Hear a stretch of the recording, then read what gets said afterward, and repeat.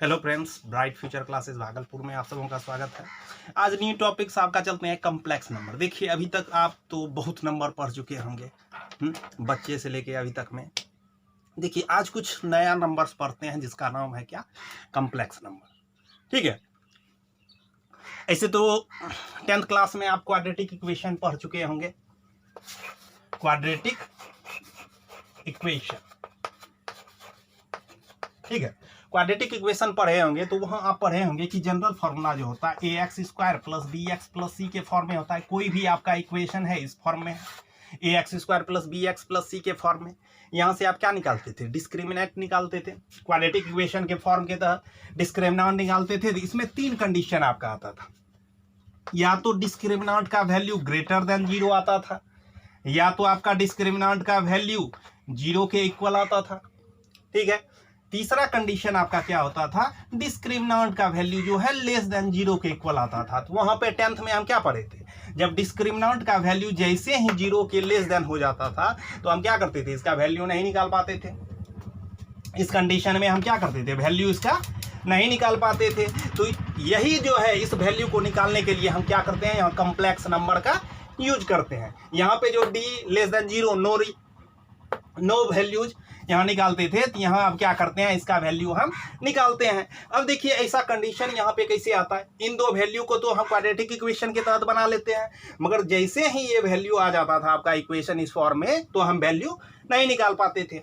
अब देखिए क्या करते हैं, कहने का अर्थ क्या हुआ, जैसे कोई भी वैल्यू आपका दिया हुआ, जैसे कोई equation x square plus 1 equal to 0, यहाँ पे आपको बोल देंगे कि x का वैल्यू निकालिए, तो आप नहीं निकाल पाते हैं। क्यों? क्योंकि कंडीशन देखिए आपका क्या हो जाता है, x square plus 1 equal to 0 है, तो एक्स स्क्वायर इक्वल टू आपका क्या होगा, -1 हो जाएगा। देयरफॉर जैसे ही स्क्वायर को हम इक्वल के इस साइड लाएंगे तो क्या हो जाएगा, √-1। अभी तक आप क्या पढ़े हैं कि कोई भी जो है नंबर का स्क्वायर करते हैं तो हमेशा पॉजिटिव में आता है, बल्कि ना कि नेगेटिव में। मगर आप क्या देख रहे हैं कि एक्स स्क्वायर का वैल्यू यहाँ पे क्या है, नेगेटिव के फॉर्म में है, -1 के फॉर्म में है। और यहाँ पे देयरफॉर एक्स का वैल्यू आपका क्या आ रहा है, √-1 के फॉर्म में। तो ऐसा कंडीशन जो है, अगर इस टाइप का कोई भी क्वेश्चन आता है इस टाइप का कंडीशन का, तो हम क्या करते हैं, इसको कम्प्लेक्स नंबर के तहत बनाते हैं। तो याद रखिएगा, यहां पे √-1 को जो है आई ओटा से डिनोट करते हैं, ये ओटा। अब देखिए क्या होता है, आई इसका फॉर्मूला होता है आई स्क्वायर इक्वल टू होता है -1। क्या होता है वैल्यू, यहाँ पे आई स्क्वायर का वैल्यू जो होता है वो -1 के इक्वल होता है। तो आई बराबर क्या हो गया, √-1 हो गया आपका। अगर ये फॉर्म आपको वैल्यू याद है तो आप कम्प्लेक्स नंबर का ऐसे कोई भी क्वेश्चन बनाते हैं। अब देखिए ध्यानपूर्वक, अब देखिए पहले चलते हैं कम्प्लेक्स नंबर के बारे में। देखिए, कम्प्लेक्स नंबर का जो है जनरल फॉर्म जो होता है, z बराबर होता है आपका a plus i b. A plus क्या होता है, आई बी के फॉर्म में। तो याद रखिएगा, कम्प्लेक्स नंबर को यहाँ हम z से डिनोट करते हैं। a जो होता है ये आपका रियल पार्ट होता है, ये आपका क्या होता है, रियल पार्ट होता है। और ये जो आई बी जो होता है आपका इमेजिनरी पार्ट होता है। क्या होता है आपका, इमेजिनरी पार्ट होता है, इमेजिनरी पार्ट होता है। अब देखिए यहाँ पे आई जो डिनोट कर रहा है, यही आई जो है आपका इमेजिनरी पार्ट को डिनोट कर रहा है। अब देखिए, जैसे कोई भी क्वेश्चन आपका आ जाता है, यहाँ पे दे देते हैं आपका कि 2 + i3, तो आपका 2 जो हो जाता है ये रियल पार्ट हो जाता है। इसको रियल जेड से डिनोट करेंगे तो ये वैल्यू आपका क्या आ गया, 2 आ गया। अगर आपको कहते कि इमेजिनरी पार्ट, तो इमेजिनरी जेड आपका क्या हो जाता है, इमेजिनरी जो है कम्प्लेक्स नंबर का यहाँ इमेजिनरी पार्ट क्या हो जाता है आपका, 3 हो जाता है। तो इस तरह से हम क्या करते हैं, कम्प्लेक्स नंबर को डिनोट करते हैं। तो कम्प्लेक्स नंबर बराबर आपका क्या हो गया, a प्लस आई बी, जहाँ आपका a जो है रियल पार्ट कहलाता है और b जो है आपका क्या कहलाता है, इमेजिनरी पार्ट कहलाता है। i से इसको डिनोट करते हैं। अब ध्यानपूर्वक आप याद रखिएगा, क्या कोई भी सिंबल जो यहाँ पे है, कैसा भी आपको इक्वेशन आप देगा, अब इसको आप सॉल्व कर सकते हैं। जैसे यहीं पे इक्वेशन आपको क्या दिए थे कि x square plus 1 equal to 0, ये आप लिखे थे। तो यहाँ पे क्या हो जाएगा, एक्स स्क्वायर बराबर आपका क्या हुआ था, यहाँ -1 हो गया आपका वैल्यू। देयरफॉर एक्स बराबर आपका क्या हो गया वैल्यू, √-1। तो कह सकते हैं यहाँ पे एक्स का वैल्यू, इसको हम कहते हैं आई, क्या कहते हैं इसको, आई से डिनोट करते थे। यहाँ पे एक्स का वैल्यू क्या होगा आपका, आई निकलेगा, प्लस माइनस आई, यानी कि अंडर रूट के बाहर निकालते हैं तो वो वैल्यू प्लस और माइनस दोनों में होता है, तो इस तरह से आप डिनोट क्या कर सकते हैं, प्लस माइनस आई। तो एक वैल्यू आपका पॉजिटिव में आएगा, एक वैल्यू आपका नेगेटिव में आएगा। तो आप ये भी कह सकते हैं कि एक्स का जो वैल्यू आपका आएगा क्या होगा, आई होगा, और दूसरा आपका क्या होगा, माइनस आई के फॉर्म में होगा। तो इस तरह से हम क्या करते हैं, पहले क्या करते थे, अगर क्वाड्रेटिक इक्वेशन पढ़ते थे तो इस जगह से हम वैल्यू नहीं निकाल पाते थे क्योंकि नेगेटिव में आ गया।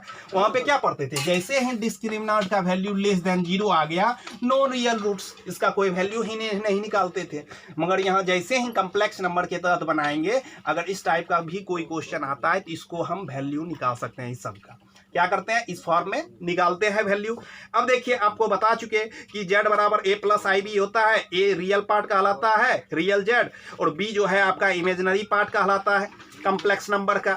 z बराबर अगर कोई भी ले लिए, फिर आप देख लीजिए z बराबर आपको ले लिए क्या, 2 प्लस आई 5, किस तरह से लिखिए, या आप यहाँ पे 2 प्लस 5 आई के फॉर्म में हम लेते हैं। तो ध्यान रखिए, ये आपका 2 जो हो गया ये आपका रियल पार्ट हो गया, और ये 5 जो आपका हो गया ये आपका क्या हो गया, इमेजिनरी पार्ट हो गया। ठीक है, अब क्या करते हैं, दो कॉम्प्लेक्स नंबर ले लेते हैं, 2 complex number, 2 complex number, 2 complex number, 2 complex number. एक हम ले लिए क्या, z1 बराबर a प्लस आई बी, एक ले लिए z1 बराबर a प्लस आई बी, और दूसरा ले लेते हैं z2 बराबर c plus I D, c plus I D ले लिए, और कह दें कि ये दोनों कॉम्प्लेक्स नंबर इक्वल है, ये दोनों जो है आपका कॉम्प्लेक्स नंबर इक्वल है। तो याद रखिए तब इसका क्या हो जाएगा, रियल पार्ट के इक्वल हो जाएगा, इमेजिनरी पार्ट के इक्वल हो जाएगा। कहने का अर्थ हुआ a का वैल्यू जो है वो c के बराबर हो जाएगा, और b का वैल्यू जो है वो d के इक्वल हो जाएगा। तो याद रखना है कि अगर कोई भी दो कॉम्प्लेक्स नंबर आपको दिया हुआ है, z1 बराबर a प्लस आई बी और z2 बराबर आपको दिया हुआ है c प्लस आई डी, अगर दोनों इक्वल है तो याद रखिएगा कि रियल पार्ट के इक्वल हो जाएगा, और इमेजिनरी पार्ट जो होगा आपका वो इमेजिनरी पार्ट के इक्वल हो जाएगा। और देखिए आप पीछे पढ़ ही चुके थे कि बी स्क्वायर, अब देखिए ध्यानपूर्वक देखिएगा, जैसे वहां पे क्या पढ़े थे, d लेस देन 0, कहने का अर्थ हुआ वहां पे b square minus 4ac less than 0, यहाँ पे नॉट पॉसिबल था कि x का वैल्यू निकालना क्या था, पॉसिबल नहीं था सिस्टम ऑफ रियल नंबर के अनुसार। तो यहाँ पे क्या करते हैं, कॉम्प्लेक्स नंबर के तहत जो है हम क्या करते हैं, रियल वैल्यू निकालते हैं। ठीक है, अब देखिए आपको अगर जैसे कोई भी इक्वेशन हम दे देते हैं, जैसे इक्वेशन आपका हम दे दिए क्या, 4x plus i 3x minus y equal to 3 plus i into minus 6। अब देखिए यहाँ पे ध्यान में रखिएगा कि दो आपका कॉम्प्लेक्स नंबर जो है वो इक्वल के फॉर्म में है, दो कॉम्प्लेक्स नंबर आपका जो है वो क्या है, इक्वल के फॉर्म में है। तो याद रखिएगा जब हम इक्वेटिंग करेंगे रियल और इमेजिनरी पार्ट से, आपका रियल पार्ट के इक्वल, इमेजिनरी पार्ट जो होगा वो आपका इमेजिनरी पार्ट से इक्वल हो जाएगा। कहने का अर्थ क्या, equating real and imaginary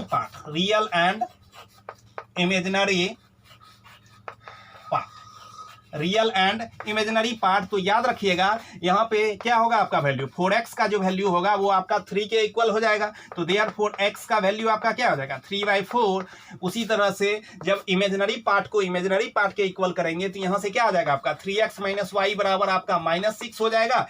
x का वैल्यू आप क्या कीजिए, यहाँ पे पुट कर दीजिए, तो 3 × 3/4 माइनस वाई इक्वल टू आपका -6 हो जाएगा। तो क्या हो गया आपका यहाँ -9/4 माइनस वाई इक्वल टू -6, तो क्या होगा आपका -9/4 प्लस 6 इक्वल टू वाई। अब क्या हो जाएगा आपका -9 + 24/4, तो आपका हो जाएगा यहाँ पे क्या, इस तरह से हम वैल्यू क्या करते हैं, निकाल। तो ये यहाँ पे आपका क्या दिया, 3x दिया हुआ है, तो माइनस नहीं होगा आपका, प्लस में होगा, 3 3 जा 9, 9/4 होगा आपका। यहाँ से आपका y का वैल्यू जो है क्या हो जाएगा, 33/4 4। तो इस तरह से हम क्या करते हैं, कॉम्प्लेक्स नंबर का वैल्यू निकालते हैं। अगर इस टाइप में आपको कोई क्वेश्चन दिया हुआ है तो हम क्या करेंगे, 4x plus i 3x minus y equal to 3 plus i into minus 6। तो क्या करेंगे, equating real number and imaginary part. इस तरह से क्या करेंगे, आप वैल्यू निकाल लेंगे। अब देखिए addition of two complex number का जब हम एडिशन करते हैं, इसका प्रॉपर्टीज देख लीजिए। अब देखिए दो कॉम्प्लेक्स नंबर है, उसको ऐड करना है तो क्या करेंगे, तो ध्यानपूर्वक आप याद रखिएगा, addition of two complex number, addition of two complex number. अब देखिए पहला ध्यान में रखिएगा क्लोजर प्रॉपर्टी। अब देखिए क्लोजर प्रॉपर्टी क्या, क्लोजर लॉ क्या कहता है आपका, ध्यान पूर्वक देखिएगा, क्लोजर लॉ। अब देखिए यहां पे हम क्या करते हैं, क्लोजर लॉ में अगर हम sum of two complex number, the sum of two complex number is complex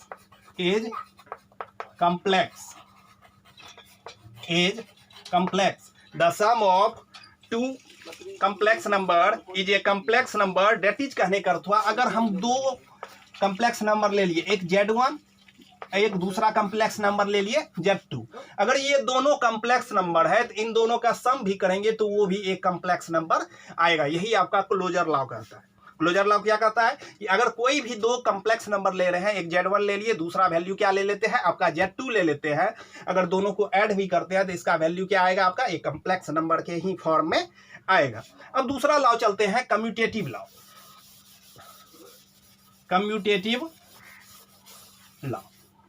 अब देखिए दूसरा आपका कम्यूटेटिव लॉ क्या कहता है, कम्यूटेटिव लॉ।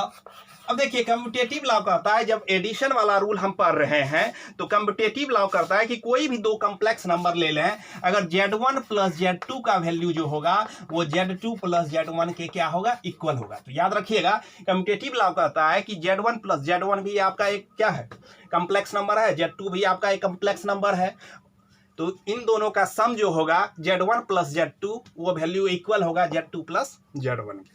इसको हम बोलते हैं कम्यूटेटिव लॉ। तीसरा लॉ होता है एसोसिएटिव लॉ। तीसरा लॉ है आपका क्या दिया हुआ, एसोसिएटिव लॉ। Associative law. अब देखिए एसोसिएटिव लॉ क्या होता है, एसोसिएटिव लॉ में हम तीन वैल्यू लेते हैं, हमेशा क्या लेते हैं, तीन वैल्यू लेते हैं। अब देखिए एसोसिएटिव लॉ क्या कहने का अर्थ हुआ, Z1 प्लस Z2 का पहले सम कर देंगे तब Z3 से करेंगे, या इक्वल टू होता है Z1 plus Z2 plus Z3। तो याद रखिएगा कि एसोसिएटिव लॉ में हमेशा तीन वैल्यू लेते हैं, तीन कॉम्प्लेक्स नंबर लेते हैं। अगर Z1 भी कॉम्प्लेक्स नंबर है, Z2 भी कॉम्प्लेक्स नंबर है और Z3 भी कॉम्प्लेक्स नंबर है, तो याद रखिएगा कि Z1 प्लस Z2 का सम जो होगा प्लस Z3 का सम जो होगा वो इक्वल होगा Z1 plus Z2 plus Z3 के। ठीक है, इसको हम बोलते हैं एसोसिएटिव लॉ। अब हुआ क्या, existence of additive identity. existence of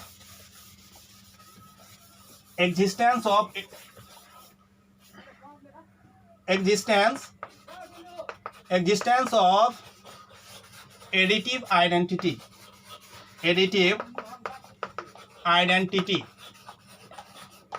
याद रखिएगा एग्जिस्टेंस ऑफ एडिटिव आइडेंटिटी कहने का अर्थ हुआ कि कोई भी कॉम्प्लेक्स नंबर आपको दिया हुआ है, ठीक है, उसके साथ अगर जीरो ऐड किए, ठीक है, तो उसके वैल्यू में, उसके कॉम्प्लेक्स नंबर में कोई परिवर्तन नहीं होगा। वो आपका क्या कहलाता है, एग्जिस्टेंस ऑफ एडिटिव आइडेंटिटी कहलाता है। अब आता है क्या, एग्जिस्टेंस ऑफ एडिटिव इनवर्स। अगला रूल कह रहा है क्या, एग्जिस्टेंस ऑफ